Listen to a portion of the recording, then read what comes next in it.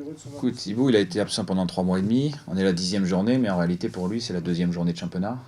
Il a repris la semaine dernière, il débutait. Voilà, là, il est de nouveau à disposition du groupe. Donc, c'est un tout début de championnat pour lui. On a payé aussi beaucoup les absences sur le début de saison. On est content de pouvoir le récupérer. C'est un joueur atypique qui, quand il est bien physiquement, par son abattage, est capable à la fois de la récupération et la projection de causer des soucis à l'adversaire. Il faut qu'on le récupère bien physiquement, et pour bien le récupérer physiquement, il faut aussi qu'il puisse enchaîner. Tu nous as fait le point tout à l'heure, tu as omis de parler de Jean-Jean Bellegarde qui était malade hier, et du petit Nordine Candil qui était touché au pied depuis son entrée en jeu contre Rennes. Ils en font. Écoute, Jean, il devrait s'entraîner cet après-midi, donc j'espère que ça ira. Et Nordine, on fera le point demain. Il va s'entraîner de manière aménagée aujourd'hui, pas avec le groupe. Et s'il peut postuler à l'entraînement de demain et l'exécuter normalement, bon, certainement qu'on pourra l'utiliser, même si ça sera quasiment pas entraîné de la semaine. Sinon, il sera forfait.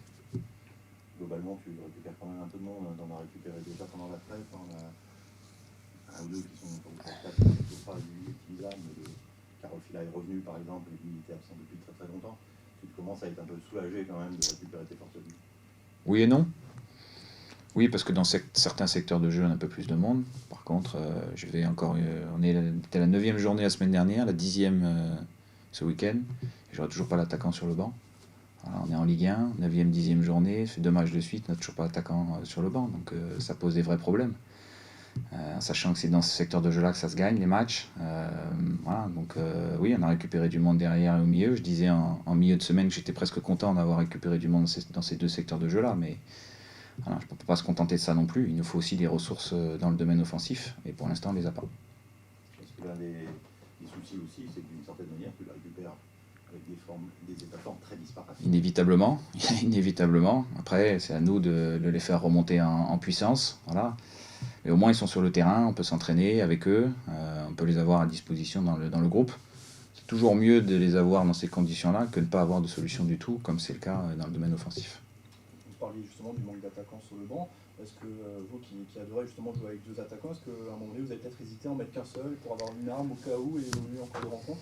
Si j'en perds un, j'en aurais plus qu'un, j'aurais pas le choix. Voilà. Et puis j'aurais même pas de quoi faire sur le banc derrière pour l'instant. Mais non, pour l'instant, c'est pas dans mon esprit. Je veux garder les deux. Voilà. Je veux garder les deux parce que voilà, parce qu'on a décidé de fonctionner comme ça et je veux pas qu'on se renie par rapport à ça. Voilà. Je veux pas me renier. On peut modifier des choses.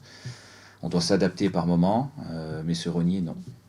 C'est un message fort quand même parce que beaucoup d'entraîneurs auraient pu justement essayer de verrouiller, essayer d'évoluer beaucoup plus en contre. Alors ça veut dire que vous ne faites pas, hein, bien sûr, de jouer avec deux attaquants, mais de garder un attaquant supplémentaire plutôt que de renforcer le milieu, c'est aussi un signe fort d'une équipe qui, malgré le classement et le manque de victoire, ne doute pas vraiment.